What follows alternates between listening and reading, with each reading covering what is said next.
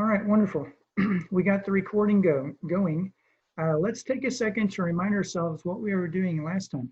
The Coriolis Force, that's fascinating, somewhat mysterious force. And the reason I say that, it's kind of related to magnetic forces, right? Magnetic forces can be rather mysterious because of the cross product, the V cross R.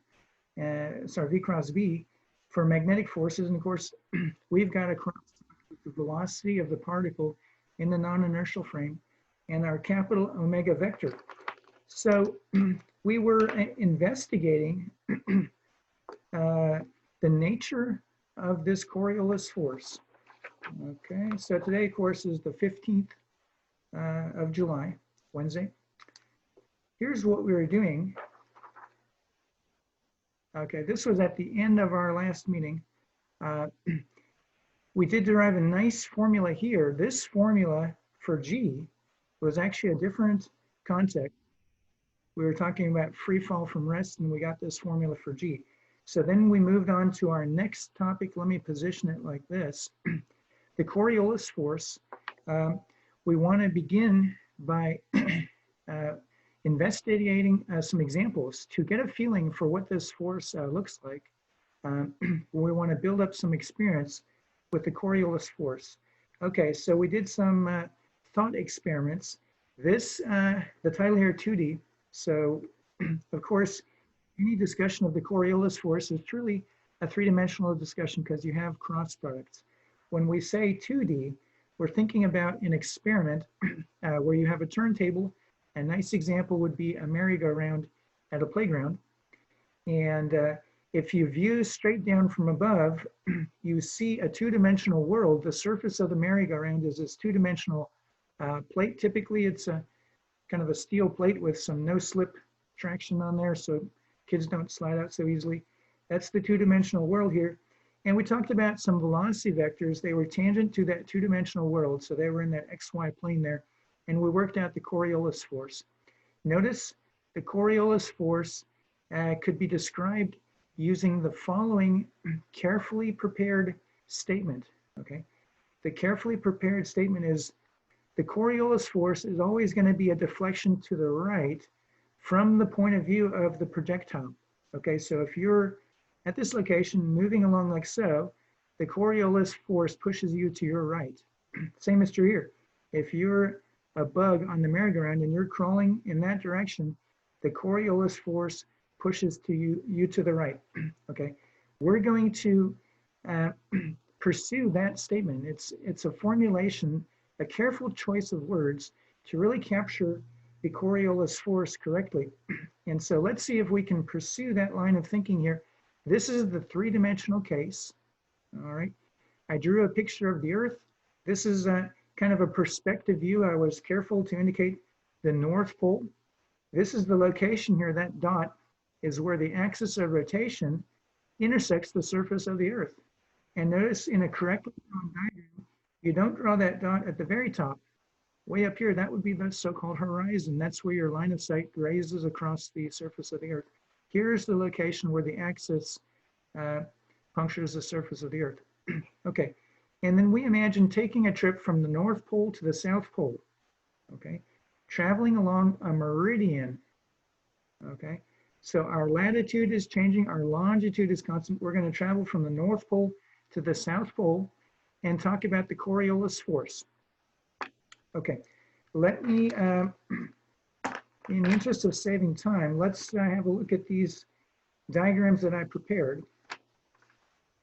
Okay, so let's do this. So you see it's the same diagram, but I've got a little more detail. Obviously, I drew this stuff bigger.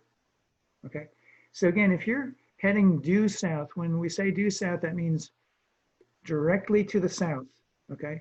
For example, Florida is south of San Francisco, but it's not due south. Due south means directly to the south. So we're gonna imagine going like so, and we worked out the cross product. Again, the cross product, it's very important to go through the details. For this first family, we're gonna do a family of examples here, and then we'll do another family of examples down here in the lower portion, okay? But for this first family of examples, we're going to work out the cross product. And again, these velocity vectors will be pointing due south all along this journey from the North Pole to the South Pole, okay? Now, the good news here for this family of examples is that the Coriolis force is tangent to the surface of the Earth, okay? Now, let's record that here. F core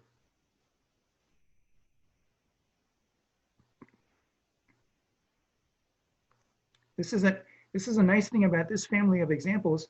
The Coriolis force is tangent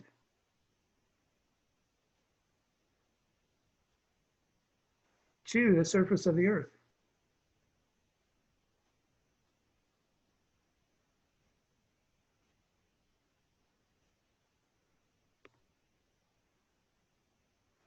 The same statement will not be true for our next family of examples. I mentioned in a moment, we'll talk about this family of examples. Here, the velocity is going to the east. And we'll have to do some more careful thinking there and argue that we just want the projection of the Coriolis force into the horizontal plane. That's going to be a little different. But for the moment, let's think about this family of examples where the velocity vector is pointing due south. Here we are, let's suppose that's the equator. I admit this is not the greatest equator I've drawn, but in this picture, that's the equator. Here, the velocity vector is parallel to the axis of the Earth's rotation, okay? The Coriolis force is 0 because you have a cross product of V and the capital omega. Okay, and then the southern hemisphere, the Coriolis force points to the east, okay? So we're going to unite all these observations. Again, we're building some experience with the Coriolis force. Okay, so again, we do these cross products, and obviously the Coriolis force is in the plane perpendicular to the velocity vector and the omega vector. So here in the northern hemisphere, if you fire a particle due south, the Coriolis force is to the west, okay? In the southern hemisphere, if you fire a particle to the south, the Coriolis force is to the east. And again, you want to build a three-dimensional model to convince yourself. It's a matter of looking at this velocity vector and observing that in cylindrical coordinates, the component in the so-called rho direction here is positive. For this velocity vector in the southern hemisphere, if you fire a particle due south, then in cylindrical coordinates, the rho component, the radial component, is pointing back. So that's negative. So that's the crucial thing. That's why you have a sign reversal here.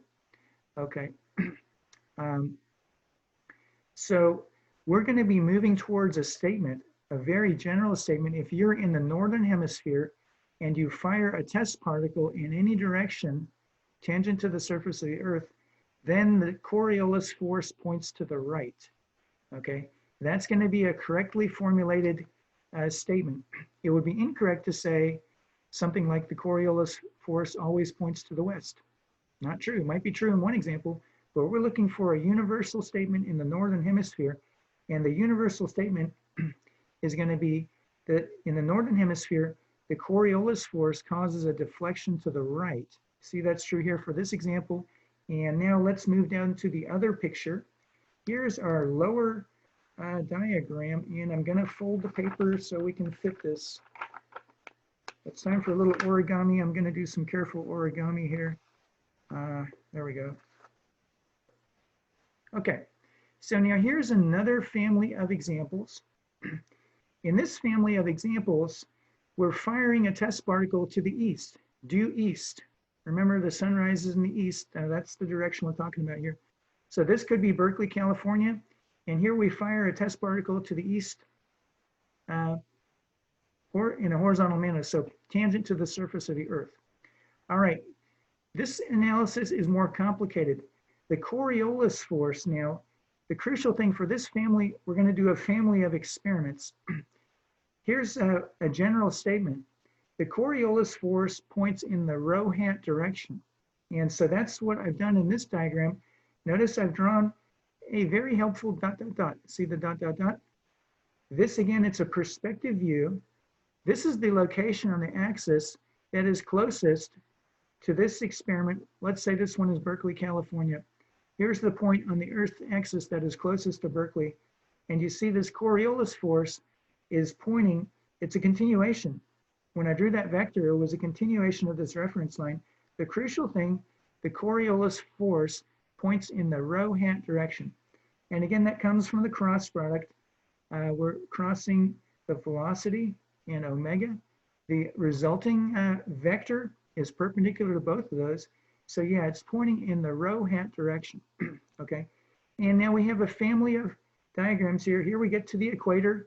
We fire the test particle to the east, so it's kind of hugging the equator there for a bit. That's a velocity vector pointing to the east. People at this location would say the Coriolis force is pointing up, right? And somebody who's standing here thinks that this is up, okay? And here we are in the southern hemisphere. Okay, now this family of examples is more complicated, right? Here we must argue as follows. The gravitational force is a strong, very noticeable force in everyday life. This Coriolis force is extraordinarily weak for everyday events. If you throw a baseball, you would hardly notice the Coriolis force. If you're an Olympic, one of those people that fires rifles, what's that called? Marksmanship. Yeah, you might notice it. Probably have some corrections on your rifle for that. And I mentioned the example of naval artillery. They have to know about the Coriolis force. They can be off by tens of meters if they don't do this correctly. So here we must proceed as follows. We're going to have to take this Coriolis force and decompose it into a vector sum. So this vector for the Coriolis force, we'll write it as a sum of two vectors. One of them tangent to the surface of the Earth at the location of the experiment, and the other one perpendicular. That means it's up. That's the technical term. It's up or down. And for all these examples, it's up, okay? So let's see if we can do this projection. I'm going to draw a tangent plane, all right? And yeah, this would be one of the more challenging diagrams. It's a great opportunity if you like drawing precision technical diagrams. Have a hand at this. I'm going to draw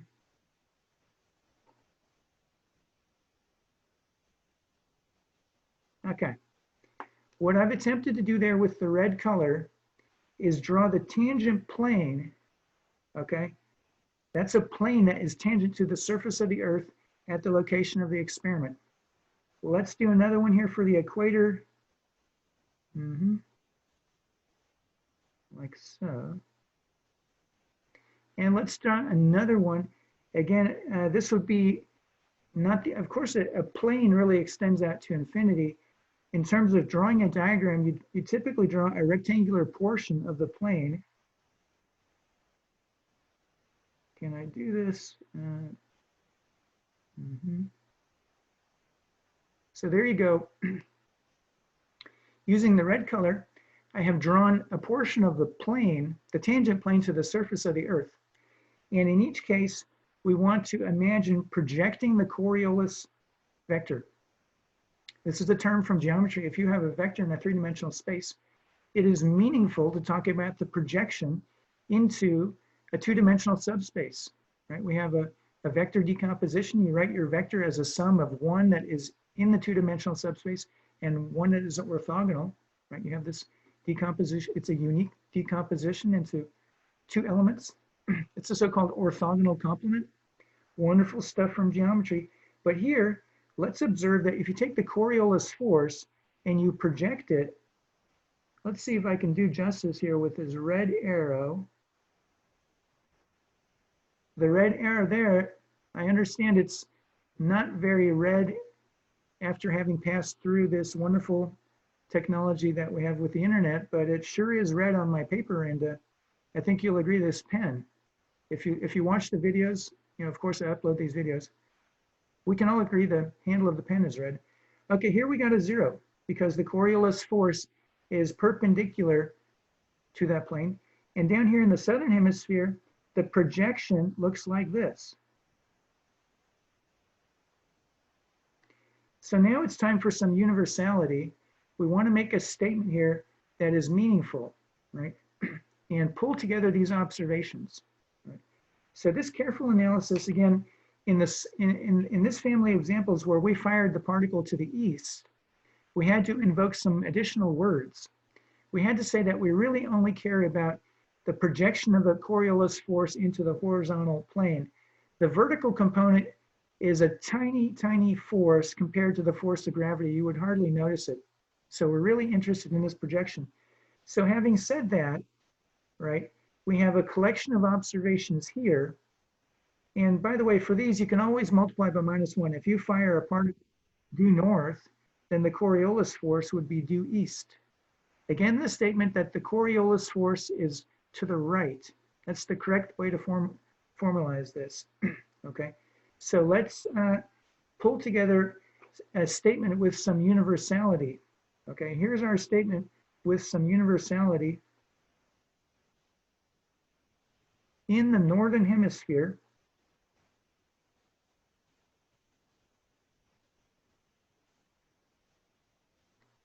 okay, in the northern hemisphere, the Coriolis force causes a deflection to the right. And again, that's the correct way to phrase this.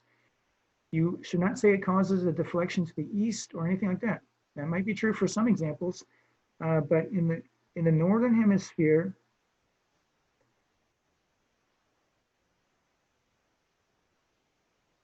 the Coriolis force causes a deflection to the right. So this special arrow, as you know, this special arrow is for logical implication. So what we're saying here is the Coriolis force causes a deflection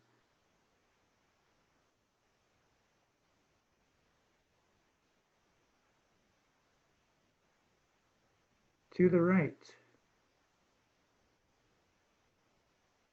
Okay, so that statement pulls together all these. We actually have 4 different experiments, right?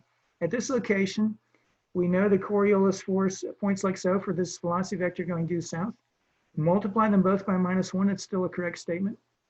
And the experiment in the southern hemisphere, of course, there we're talking about, sorry, not the southern hemisphere, the second family of experiments where we explored velocity vectors going east and west. There we invoke these words that we're really interested in the projection. So in that sense, those words are present in this discussion, right?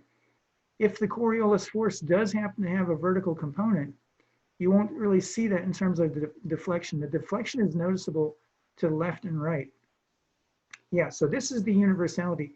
In the northern hemisphere, for all 4 experiments, this experiment and the one multiplied by -1, and this experiment and the one multiplied by -1, the general truth is you have a deflection to the right. In the southern hemisphere, it's a deflection to the left. Okay, I should write that statement here. I should certainly not write it down here because that would imply that this statement goes with the upper picture and this statement goes with the lower picture. In fact, these statements go with both pictures, so it is logically correct for me to write it here. In the southern hemisphere,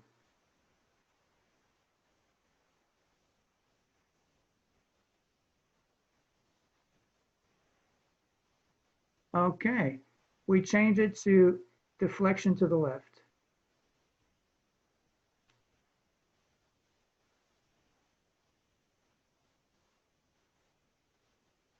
Okay, so yeah, this has been a nice example of some thought experiments. Obviously, you see this with the weather systems. That's an example where you have a very clear visual, right? They circulate one way in the northern hemisphere, they circulate another way in the southern hemisphere. Occasionally, you will hear people say that if you flush a toilet in the northern hemisphere, it drains one way, and in the southern hemisphere, it drains another way. Not really true. It might be true for 1 or 2 toilets or a large number, but that experiment, if you actually want to measure the Coriolis force, you have to prepare a very large tank of water. You have to ensure that when you drain it, your mechanism for draining it does not induce any sort of rotation. So you can do this experiment when you drain a tank of water from the center under very careful conditions. Yep, the deflection, because the water will start moving towards the center. I'm assuming you have the drain at the center in the bottom of the tank. Then yeah, the Coriolis force is a force that will spoil the symmetry, so to speak, and start some rotation. So yeah, that's an experiment, again, precision experiment. Okay, so we have some nice examples here with the Coriolis Force. Okay, and again, we want to focus on the intuition, understanding the intuition and making connections with important real life things like for the weather system, certainly the Coriolis Force is relevant. Okay, so we're going to now move on to some other topics that are relevant for the homework, right? And obviously these initial remarks on the Coriolis Force also relevant for the homework assignment that's due Friday. All right, so we're going to investigate this fascinating experiment. Again, you could do it if you have access to a mine shaft. And you remember way back when, in the early days of the University of California, mining was a big deal, right? To this day, we have the mining circle. And we were hoping this fall to start classes on campus. Look, it's not looking good for that idea anymore. But right outside the physics building and the math building, there's a so-called mining circle, right? And there's a bus stop there, lots of wonderful bus connections there at that circle. You also have the mining building, and there are mine shafts going into the, the Berkeley Hills. So a mine shaft would be a nice place to do this experiment, right? And as we talk about this experiment, let's take the opportunity to bring in some of the recent surprising results, including this one here. Remember this one. Let's take a second to make a connection with actual experiments that are very visual and make a very appealing connection to your intuition about the physics, okay? So suppose you have either a mine shaft or you have gained access to the Campanile, that's our bell and clock tower, a 94-meter wonder that is right outside the physics buildings. You need a controlled environment with no crosswind whatsoever. If you do the first experiment I'm going to describe, and it is simply, suppose you have a nice chain, all the links are nice and uniform. You got uniform links. If you suspend a chain, and say it's a nice long 100-meter chain, okay, and you wait for equilibrium, right? It's a different topic to talk about oscillations of the chain, but that's a whole different topic. Let's wait for equilibrium. You might think it's a perfectly vertical straight line chain. In fact, it is not, because of this formula here, okay? And let's appreciate that. You know, the reason we're interested in it, we're going to use this imaginary thought experiment with the chain. We'll use this as a reference point for our next experiment. And our next experiment will be to drop a test particle down the mine shaft, okay, and look at the deflection due to the Coriolis force, okay. So there's a wonderful calculation in the book, and on the homework, we're emphasizing something else. And the something else is the following. The technology that is developed in the book and which we will study and which you're using on the current homework, which is due Friday, it uses the important concept of a series expansion. And throughout this course, you've seen that power series are an important theme, right? Important for solving problems and important for understanding the results and getting a better insight into the results. So we're going to use a technique in this chapter for this interesting experiment. If you drop a particle from rest and after about 100 meters of free fall, you have a very noticeable, maybe a couple of centimeters deflection due to the Coriolis force. You can measure that if you have a good reference point, and a hanging chain is a wonderful reference point, okay? Again, we have a mine shaft, so there's no crosswind. We have a very carefully prepared experiment where the chain provides a reference point. The chain is not a straight line. It's very close, but it's not a straight line. And the reason is this. G, remember, G is the effective local gravity. And we talked about this last time. It's the sum of two things. That G naught is the gravitational pull due to the Earth. And then we have this one, the centrifugal force. So in summary,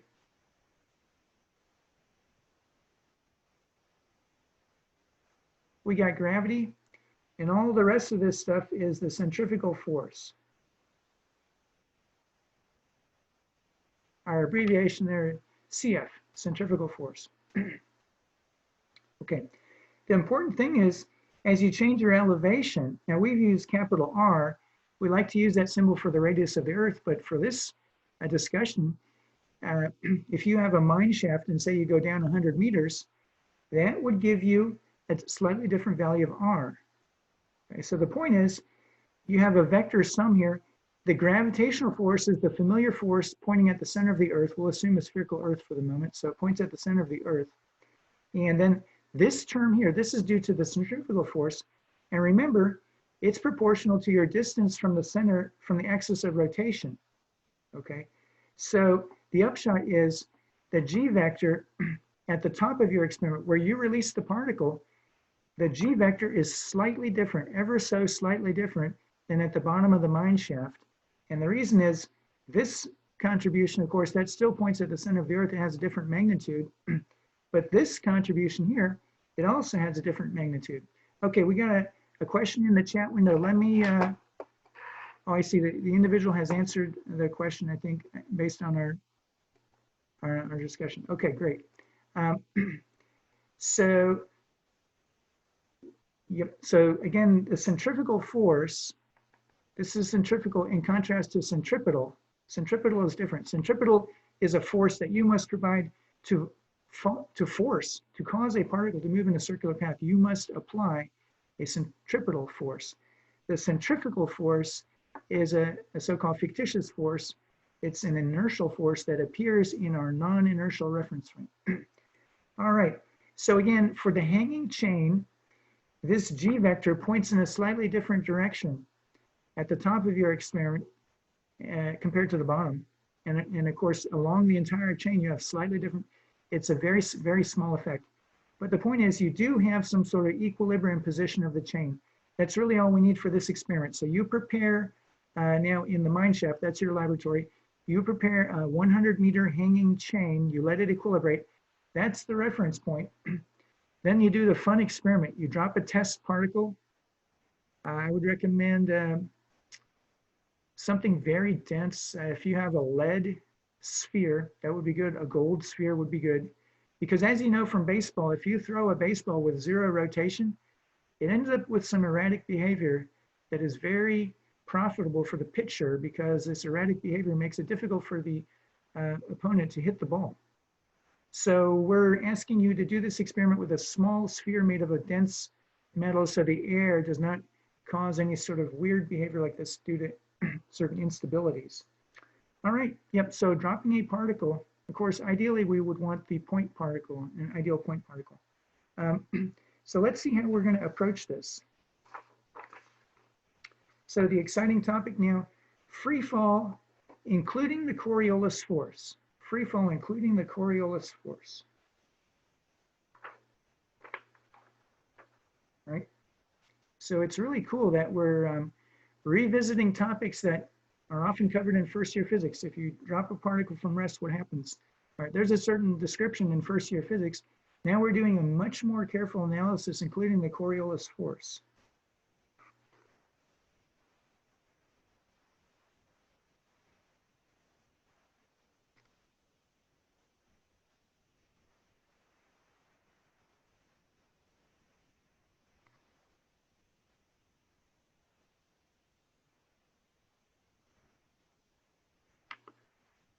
Okay, let's see, I can probably, okay, so free fall, including the Coriolis force. How are we going to do this? Well, the interesting thing is this experiment where we drop a particle let's use the mine shaft as a nice example. You know, in this discussion, we're going to have our laboratory motionless relative to the Earth. And because we're doing precision measurements, the fact that the Earth is spinning on its axis is important to us. So the crucial thing now is that this laboratory frame is not an inertial frame, okay? So the S frame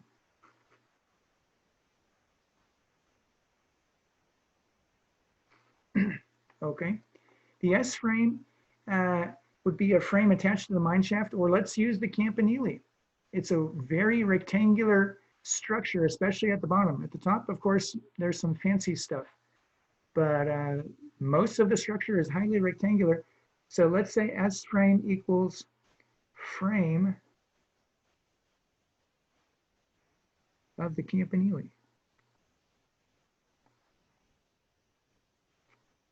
Okay, that wonderful bell and clock tower. Okay, non-inertial.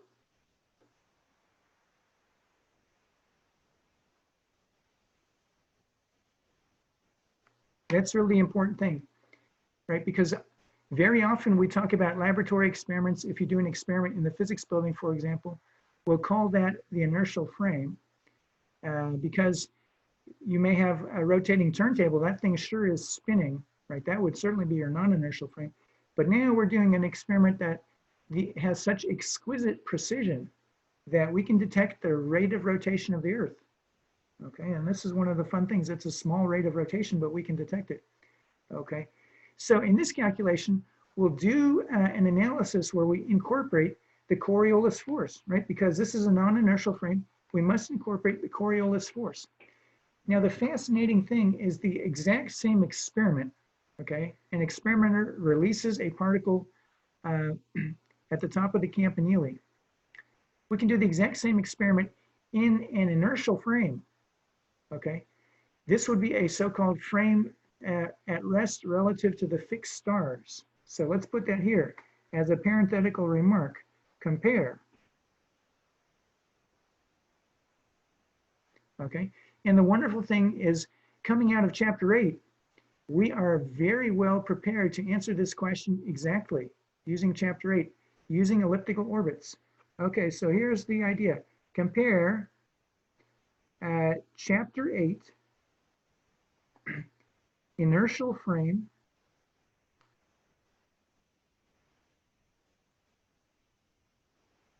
so fixed, the so-called fixed stars. Let me squeeze that in here.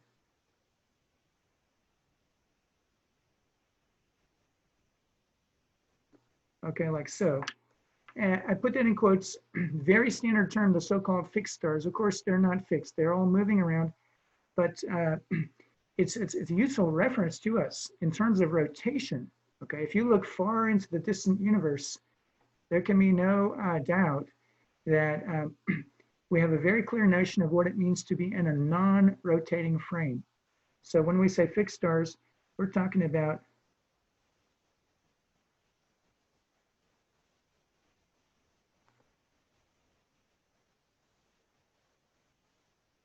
okay. So those distant stars that we love to look at night, they're very useful to us here as we struggle to have a grip on reality, so to speak. We want to have a clear notion of what it means to have a non-rotating frame. So the fixed stars. Okay, so again, this experiment, if an experimenter goes to the top of the campanile and drops a particle from rest down the elevator shaft, okay, we're going to do an analysis here in this chapter using the Coriolis force and using some wonderful mathematical techniques. A series. We love it when there's a series. But it's important to note, we could return to chapter 8. We could analyze this problem in an inertial frame relative to the fixed stars. And here, the initial velocity is non-zero. So that's the important thing. V initial is non-zero. And now we know the correct solution. The correct, 100% correct answer for this particle, it goes in an elliptical orbit. It may look like it's some sort of particle dropping straight to the ground, but in fact, the exact trajectory is a portion of an ellipse. Okay, so the conclusion here is we have a portion, let's put it like so, we have a portion of an ellipse.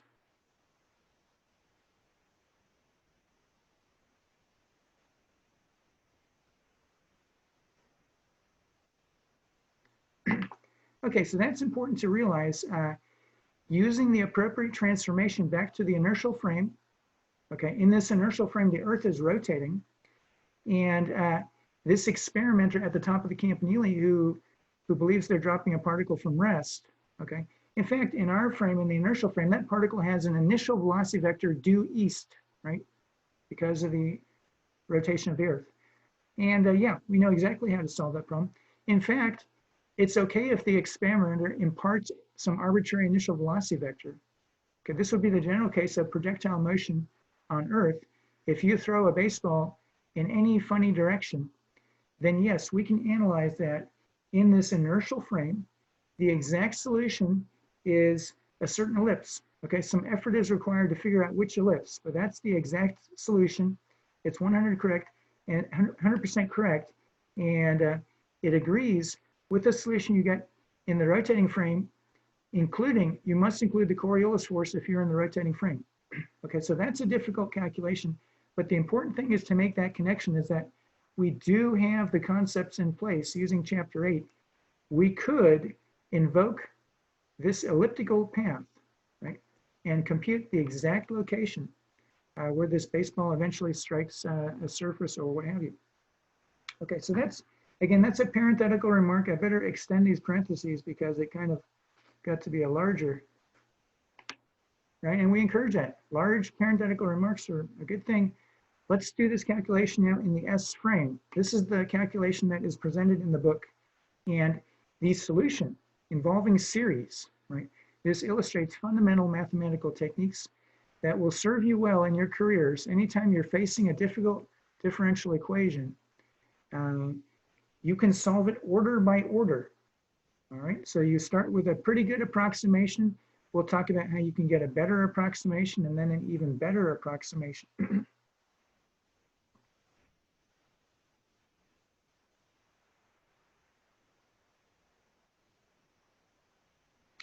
Okay, so our story begins, right? We're going into the S frame.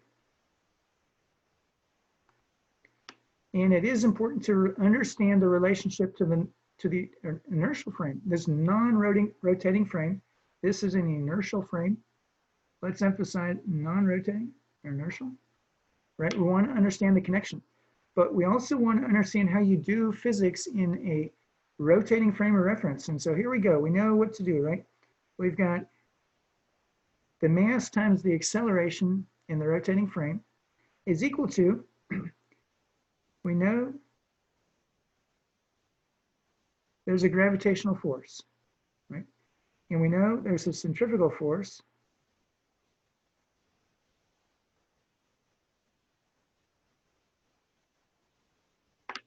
Okay, this is the differential equation that we must solve.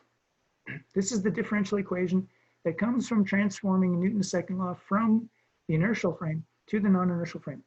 All right, now what we did is we, remember in our last meeting, we introduced this regular lowercase g vector to be the sum of two contributions, the gravitational and the centrifugal. This is a wonderful object to have at hand. It's not a constant, right? It depends on your location, but for many experiments, it's very close to being constant. So we can write this as mg, all right, plus the centrifugal force. Sorry, plus the Coriolis. Okay, so this is the differential equation that we must solve. The variation, this g vector is nearly constant. So what we're going to do is assume for the scale of this experiment, it could be a 100-meter mine shaft, right? Something like that, that this g is very close to being constant. If you're a purist, you could do this at the equator, then there would be no change in the g vector as you go down the mine, no change in the direction of the g vector. There would be a change in the magnitude, but no change in the direction. But again, it's a small effect. So we're going to assume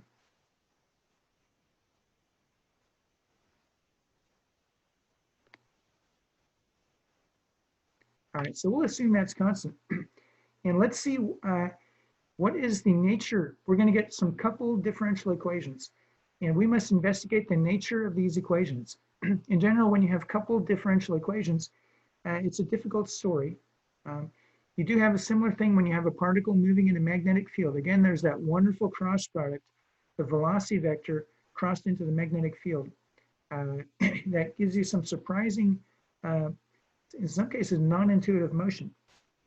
Okay, let's talk about the mathematical framework because we will often use this mathematical framework.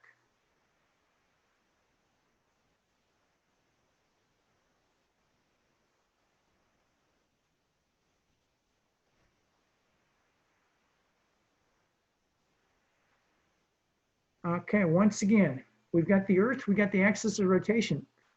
But before I label this as being the z-axis, let me hasten to point out that we're going to define a coordinate system. Okay, so here's Berkeley, California. We're going to define a z-axis, like so. And then due north, we have the y-axis. Okay, so it's important to understand that a person standing in Berkeley, California thinks this is the direction called north. Okay, so y, this is north in the sense of a direction on the surface of the earth, right? If you do orienteering or any sort of backpacking with a compass, we're talking about a direction on the surface of the earth. If you're walking to the north, you're walking in the y direction, so north. Okay, and the x-axis goes into the paper, right? Because we must have a right-handed coordinate system, I'll do this. The usual notation is to draw a circle with a cross. The cross is like the feathers, the fletching of an arrow. So x-axis into the page.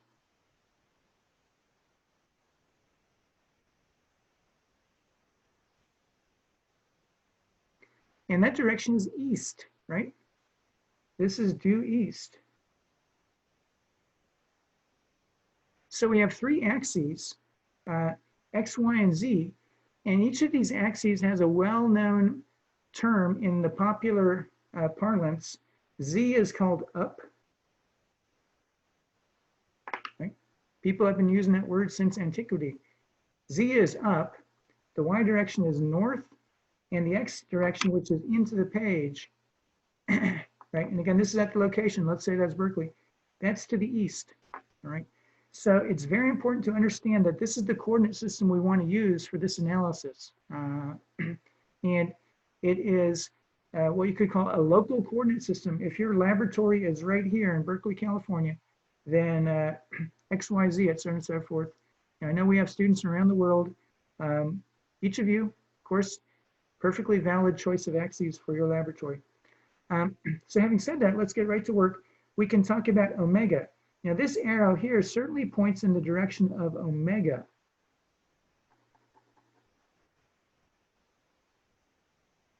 Okay, capital omega.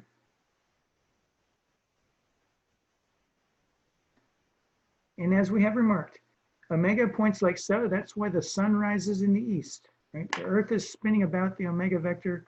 Use your right hand, et cetera, and so forth. The sun rises in the east. Omega points towards the North Pole. It's that simple. That's the connection. So what is this omega vector in our XYZ coordinate system? Well, we know the x coordinate is going to be 0, right? This omega vector clearly lies in the YZ plane. Okay, so we can say this, using this wonderful coordinate system, I think we should really frame this, because this is a keeper.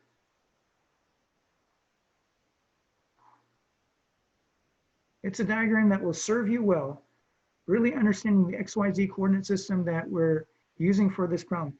So using these three axes, X, Y, and Z, and again, the dot, dot, dot here is an indicator. The actual axis points into the page, and this descriptive message is attached to the axis using the dot, dot, dot. Okay, so that's a descriptive axis. The axis, descriptive message, the axis points into the page. Without further ado, the omega vector, written as an ordered triple, right? We like to write vectors as ordered triples. That means we're going to enumerate the three components. This vector has three components, an x component, a y component, and a z component. And we just mentioned the x component is 0. Wonderful, we put a 0 there, we're done with one of the components. The other two from elementary trigonometry, we got from elementary trigonometry, sine theta. Right, theta is the usual co-latitude.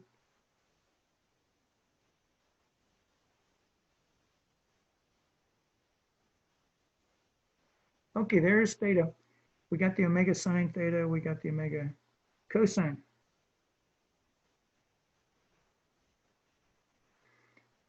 Okay, this is very important.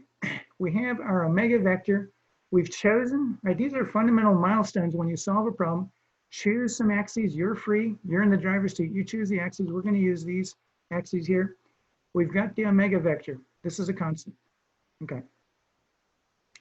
Then we have the r vector. And remember our conventions. This is the position of the particle in the rotating frame.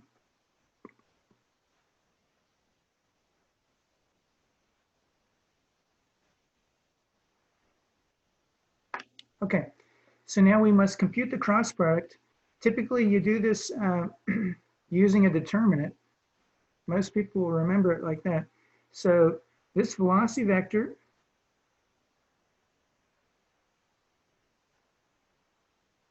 crossed into the omega, you set up a determinant. You got the x hat, y hat, z hat. Next, you populate the next row in the matrix with the components of the first factor, x dot, y dot, z dot. And finally, you populate the last row of the matrix with the components of the second factor. We got the 0. We got the omega sine theta in the small font, but you know it's omega sine theta, omega cosine theta. Okay, we squeezed it in there. You turn the crank and what do you get? So the x component of the cross product is the y dot omega cos theta minus z dot omega sine theta, right? That's a product this times that minus this times that. Fair enough. Then the y component is a minus x dot omega cos, right? Because you have a 0 times z hat and you have this, there's only one term. The z component, we got x dot omega sine. Okay, so those are the components. Again, the x component is a bit of a mouthful. Then we got the y component and the z component. This is the, and of course the Coriolis is a constant times this. The Coriolis force is a constant times this. So the equations of motion, again, equations of motion mean differential equations which we must solve to get the motion of the particle. The equations of motion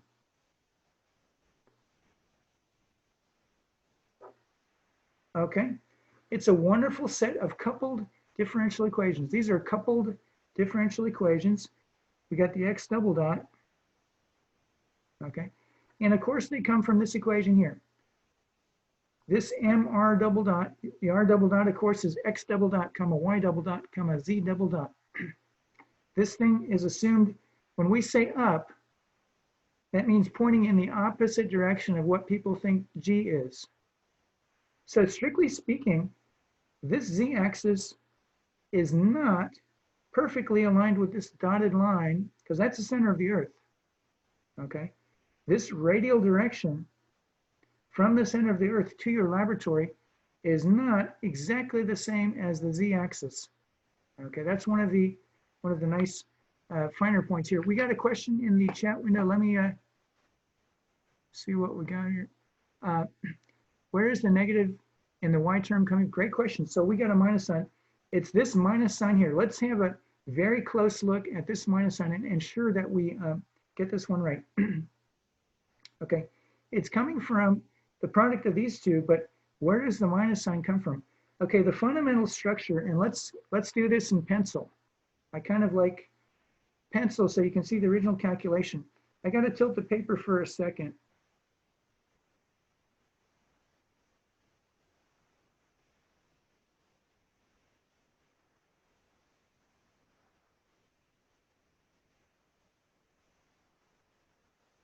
Okay, so what I've done here, you might think I'm crazy, but I claim this is very helpful. I've used pencil to indicate a fundamental structure here. okay? And there is something very fundamental about the cross product and how these things occur in cyclical nature, okay? So first of all, we can all agree that you have an x hat, and then there's a positive sign with a y dot, omega cosine theta. That's this positive thing here, right? And when we say positive, there, of course, the actual numerical values could be negative, but there's no explicit sign in front of this one. Now for the y hat, you have z dot times what would occur here, and what you must do to use this construction with the pencil, you must periodically copy the rows. So we'll imagine taking this row and copying it here, take the middle row and copy it way over here. So these things, quote unquote, they wrap around, all right? So this term, we haven't written anything, but it takes us back to here. Okay, so these are the positive ones. The negative ones are the so-called skew diagonals. I'd rather not draw those because they'll clutter up the picture, but with a minus sign, you have the three terms that go like so, okay? So we have a z hat times this times that with a positive sign. And again, this is the standard construction. There are different ways to do this, but ultimately this comes down to the rules for the determinant. Alternatively, we can invoke a fundamental property of determinants. If you swap two rows or two columns, you reverse the sign. So there are different ways to justify that. But in particular, your question was, okay, wait, we got the chat window scrolling. Let me make sure okay. Yeah, so this minus sign, we understand. Yeah, no worries, we got that. Okay, so now we have another question at 1:29 p.m. The second term of the cross product has a, yep, they're excellent. There are different ways to incorporate this sign. At its heart, there's the so-called total anti-symmetry of the cross product, right? Determinants, again, have this anti-symmetry. So, but that's great that you're looking at the signs closely. Now let's see, 1:30 p.m. Yeah, okay, great. Okay, yeah, excellent question. It's very good that you're following the details. And again, there are different perspectives. I personally like to imagine taking a copy of this, putting it there, take a copy of this, put it there. It helps to get these pluses and minuses in place. Okay, great. So we've got this, and let's start at the equations of motion. A collection of second order differential equations. Here we go with a 2 omega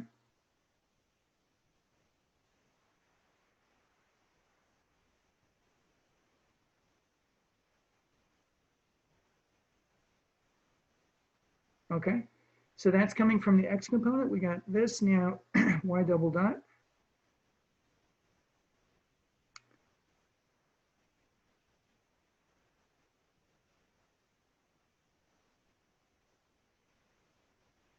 Okay, z double dot, this is where we have the explicit reference to the gravitational pull.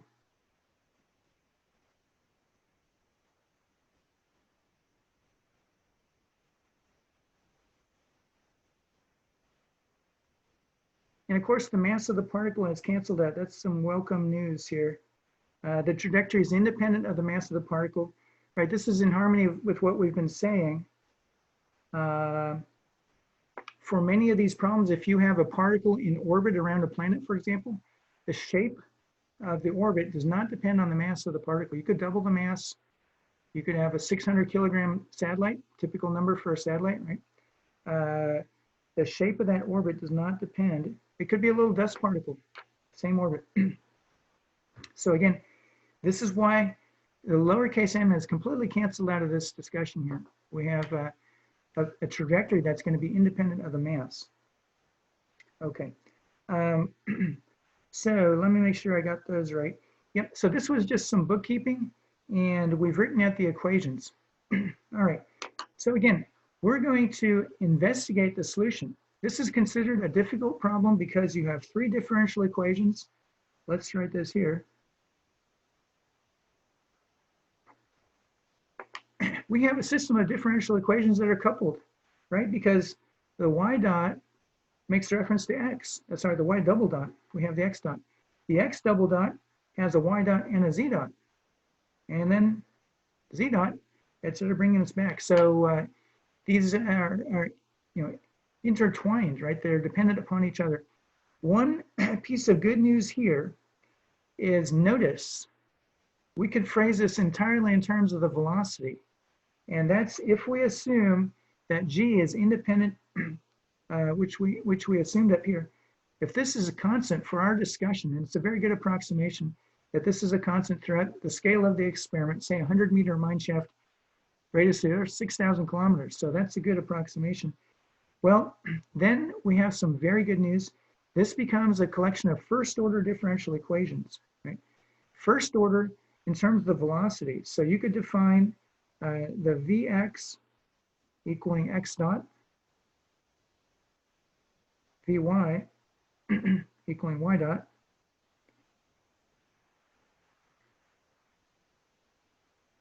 okay? So this is just some notation that we introduced here. You see you would have a Vy here, a Vz, et cetera, and so forth. And these would be the first derivatives of the velocities. Okay, that's a good observation, an important observation, that the structure really is a structure of a first order differential equation. Okay, now the technique that we're going to use here is to do this order by order, all right? Again, the fundamental principle here, one of the foundation skills of the course, is using power series to gain insights, to get a better understanding of the behavior of solutions. Sometimes the exact solution is not very illuminating, right? So here again, the exact solution, you would go to the chapter 8 material, you would figure out a certain elliptical orbit, and then map it back onto this problem. So there's a forward transformation, a backward transformation. The exact solution would not be very illuminating, and it'd be rather messy. So we're going to solve this using a power series. Okay, and here we go. We're going to do this. The terminology is that we're going to solve it order by order.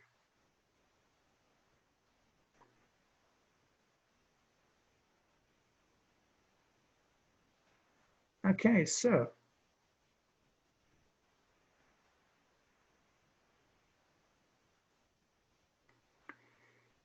what we're doing here is we're writing down a series. In other words, imagine solving this exactly for the position as a function of time. Implicit in your solution would be this parameter gamma, omega, that's capital omega.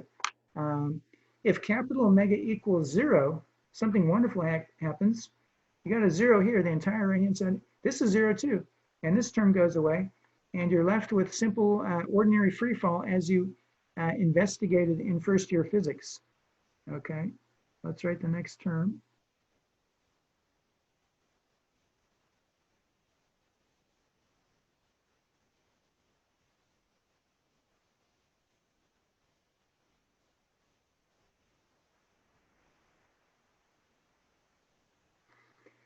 So what we're doing here with this technique, and again, this is the technique you'll use on the homework problem. It's a very similar framework. It's a powerful technique for writing down, first of all, a solution to the initial problem. Then you write down a next solution, which is better than your original solution. It's more accurate. And then you write down an even better solution. And so what we have done is we observed that the solution here really is a function of two things. It's a function of time, and parametrically, this capital omega. You could say G is a parameter too. Okay, fair enough. But our interest right now is understanding the dependence on this capital omega. And here we've chosen to write that out as a power series. Now notice this x naught. First of all, the notation. We have these things, we put parentheses around them. The reason is these are not exponents. This is not x raised to the 0th power. This is not x raised to the 1st power. This is not x raised to the 2nd power. You see there's a challenge here with the notation. These are different functions. The x naught function, that's one function. The x1 function is completely different. It might even be 0. We'll see in a moment. The x2 function, these are different functions. Furthermore, they have different units, right? Because x is measured in meters. So this x naught function is measured in meters. But this one, the x1 must have dimensions meters times seconds, because omega is certainly inverse seconds, okay? And this x2, again, it's a little misleading to use the symbol x because we usually have the x denoting something that's measured in meters. Okay, so this is the way we're going to write this series. Let me check. We got a question here. Is this how you do homework number 1 on problem 6? We have a question about the homework.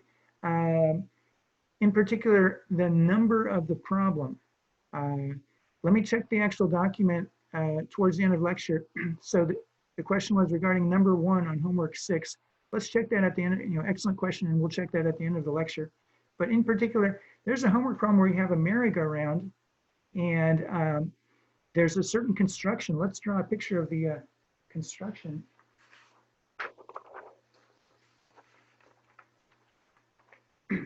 Okay, so here's a perspective view.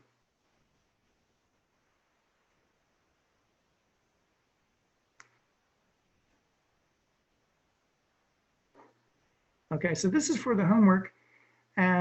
Imagine a typical residential playground. I'm referring to the kind we have here. We live in the suburbs, and there's plenty of playgrounds around with play structures and what have you.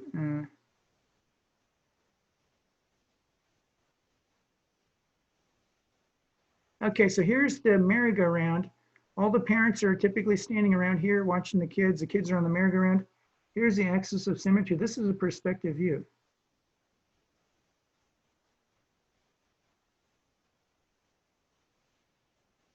Okay. And again, I've drawn this as a right circular cylinder. It's the height is rather short, but that's typically the way these are constructed. So again, omega for the homework problem.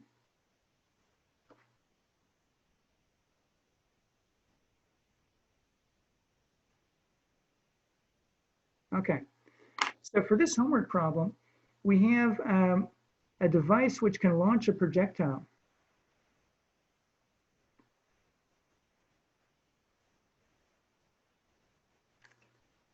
Okay, and to appreciate what's going on with this problem, let's see if I can draw this a little better. So if omega is 0, so if the merry-go-round is not spinning, then this thing launches the particle and it lands right here. Okay, so if omega equals 0, then particle lands here. Okay, so in the homework problem, this is described as a toy cannon, a very small toy cannon, to emphasize one of the fundamental attributes of the problem, right? The fundamental attribute is that this is a device that can impart an initial velocity vector, and I'm holding the pen kind of in the direction. This device will launch a particle, a projectile, and if omega equals 0, so if the merry-go-round is stationary, this projectile goes on a nice parabolic arc, and it lands here. This is the midpoint between the little cannon and the center of the merry-go-round. So that information is crucial. You can talk about the initial velocity vector. This is a device that can give an initial velocity vector to a particle, and this observation here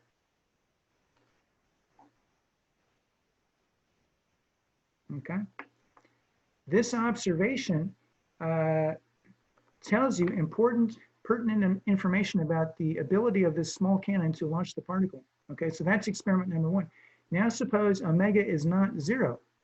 Well, in the inertial frame, again, all the parents are standing around the merry-go-round. That's the inertial frame. If you then launch a particle while the merry-go-round is spinning, then the initial velocity vector in the inertial frame has a component like so, right? Because the little cannon is moving through space in the direction of, let me hold the pen like this. The entire cannon assembly is moving through space. You do a vector addition. Again, this is non-relativistic vector addition. You simply add the two velocity vectors. And so if the merry-go-round is turning, then the little projectile has a velocity vector that you can compute in the inertial frame where all the parents are standing around, okay? And you can, now you know it's projectile motion. That's an inertial frame. You get a nice parabolic arc.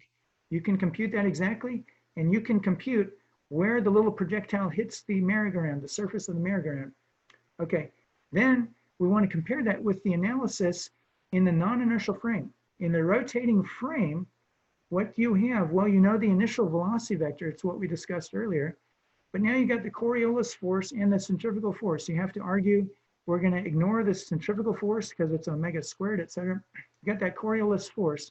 So again, the technology is this framework. So let's return to our calculation here and appreciate that this is directly relevant to the homework. And there was a private message in the chat window. We can also talk about details of particular homework problems, right? So that should be in about 14 minutes. We can do that. So now let's go back here. We're setting up a very general framework for how you solve these problems. Okay. Just one more quick remark here. So for this problem, okay, notice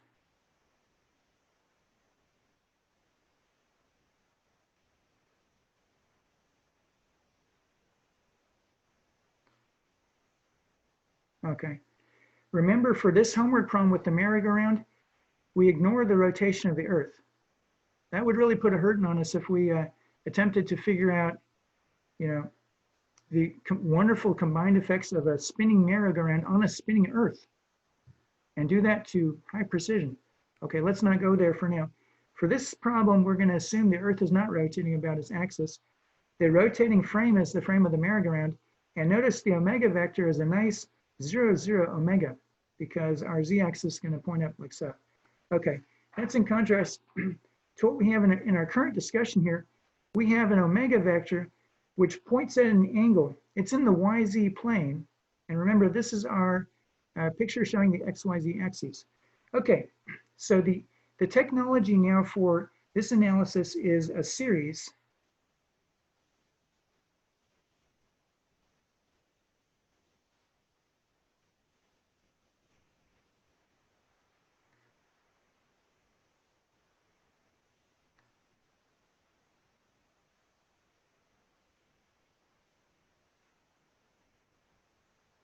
Okay, so you see the structure here. The term that is used here is we're going to solve order by order. Okay, Z.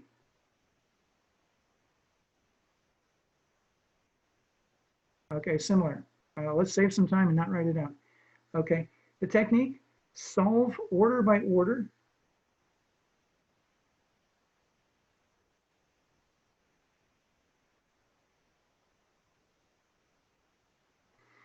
And so this is a powerful technique. It's very helpful to solve different difficult problems like this. So looking ahead to your careers, you may find this useful someday if you're staring at a complicated system of differential equations. But there's a natural ordering here. This omega, right, especially in this problem, it's the angular velocity of the Earth about its axis. In radians per second, very small. And typically in everyday life, we don't notice it. It requires precision instruments such as a Foucault pendulum, right? Later in the chapter, we'll talk about the Foucault pendulum. And I am told there are several in the Bay Area. I kind of don't think the museums are open, but I think they have them at the Exploratorium. And in the good old days, we were in San Diego, go to Balboa Park, nice Foucault pendulum there. So again, we're talking about experiments where we're going to be sensitive enough to start picking up the effects of the Coriolis force due to the rotation of the Earth.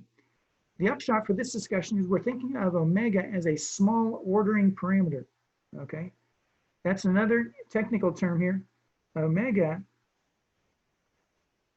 is called an ordering parameter.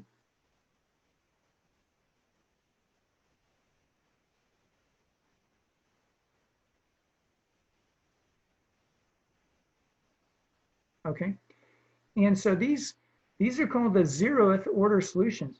So this x naught as a function of time, y naught as a function of time, z naught as a function of time, that's called the zeroth order solution. So you simply set omega equal to 0. You solve the problem.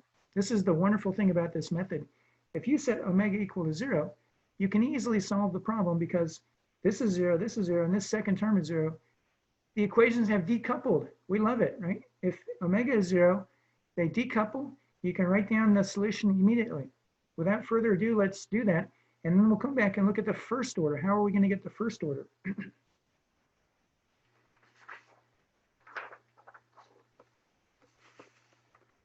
Okay, so the 0th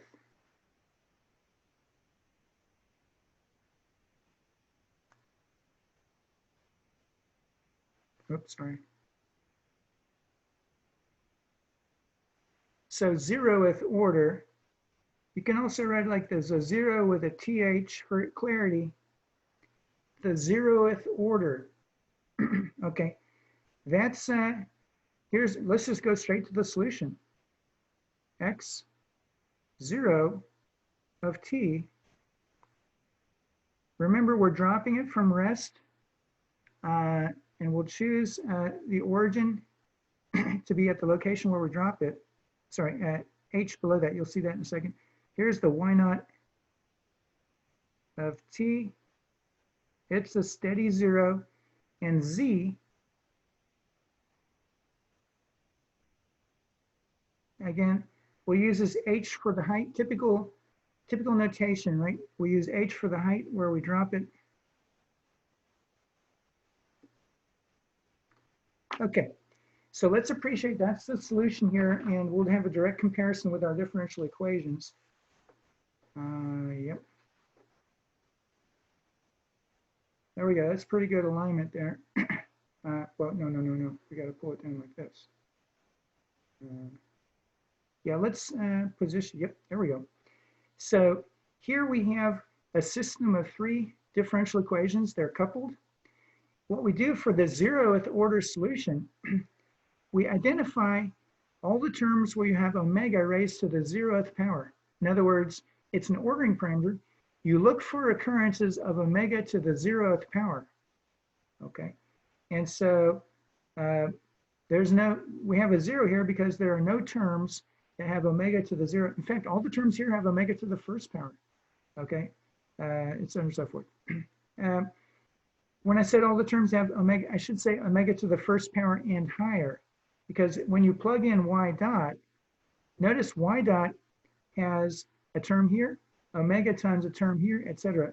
So all these terms are omega to the 1st power and higher. So for the 0th order solution, we have a 0 here, we have a 0 here, and there's only the minus g. So this is the familiar world of 1st year physics. You drop a particle from some height h, you drop it from an initial condition. The initial conditions are 0 velocity. So we drop it from rest. Okay, here's our solution.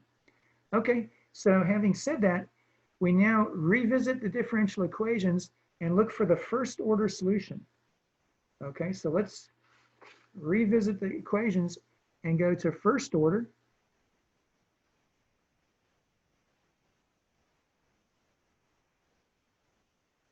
Okay, I might as well use the same structure for that parenthetical remark. Because 0th, that might not even be in the dictionary. It's a little unusual to have 0th. Certainly 1st is a very common English word. Okay, so here's the clarification. Now we're going to 1st order. Okay, that means we imagine taking these series solutions. We insert them into the differential equation. And again, we have this capital omega as an ordering parameter. We identify terms that have omega to the 0th power. We identify terms that have omega to the 1st power. Okay, and the basic premise for this series is that you can equate the coefficients of different powers of omega. All right, if you can do that, we end up with the following picture here. So the 1st order solution, we're going to get this here, x1. But let me write it like this. I'll first write this out and then we'll say some words. We got an x double dot equaling a 2 omega gt sine theta. Okay, the implication here this is a, we're doing a first, oops, I went off the bottom there. We integrate to get x dot. Okay, so we have to integrate this omega gt squared sine theta. Plus, in general, there's some sort of initial,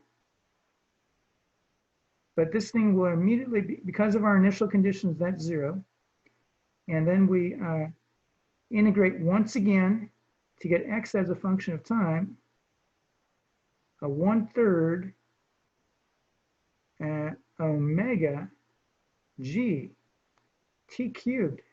Right? It's not too often you see a t cubed sine theta. And again, there would be some sort of initial value in x naught, but we're going to take that to be 0, this x naught. Okay.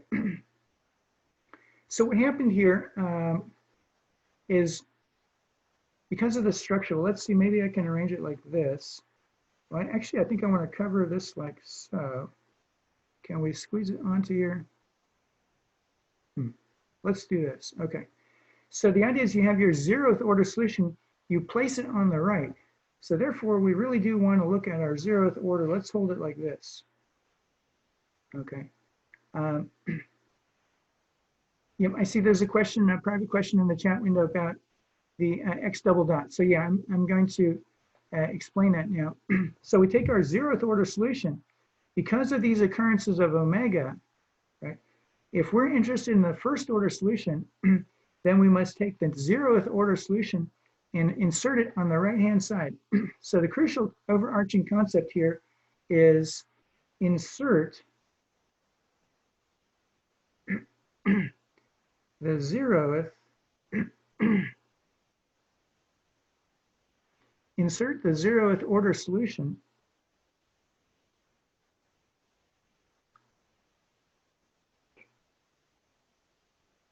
we're going to insert it on the right, and let's talk about this. Okay. So we take our 0th order solution, which is this stuff here, and we insert it on the right-hand side, right? Because there's 1 power of omega here, 1 power of omega here, and 1 power of omega here. Okay, so let's look at our 0th order solution. What do we have? Well, for the derivatives, right? For the right-hand side, you need the derivatives. Well, the derivatives of these first two, that's still 0. The derivative here, the 2 cancels nicely. We have the minus gt, right? So a minus gt is going right here. There's a minus gt together with this minus sign is giving us this thing here. So I've written x double dot, I've copied that directly from here, and I've inserted the 0th order. So the crucial thing here, the basic philosophy with this approach is once you have a solution to some order, okay, and we have solved it, we've certainly solved it to 0th order, the familiar result from 1st year physics. Then you take that 0th order solution, you plug it in on the right here, because there is an omega to the 1st power present here at each occurrence of those velocities. It's a wonderful organizing principle. So therefore, you're justified to take the 0th order solution, you plug it in on the right only, and we have this here. So the question was why we have the x double dot. Really, what we should write here is the x1 double dot. Okay. I should have written that. I followed the notation in the book, but let's clarify. Because the 0th order solution is 0, we could drop that distinction. So I think that was the nature of the question in the chat window that was sent privately to me. That for the 1st order, we really are interested in the x1 double dot. But again, because the 0th order solution is 0, we can actually, and really it should be omega times x1, right? Right, because omega times x1 is the next correction. So that, following the notation in the book, will simply stay with x double dot. And this captures the essence of the method. You solve it order by order. Remember, that was one of the terms. You solve order by order. So first you solve the 0th order problem, right? We did that with ease. It was wonderful. It was delightfully simple. Very quick solution for omega to the 0th power.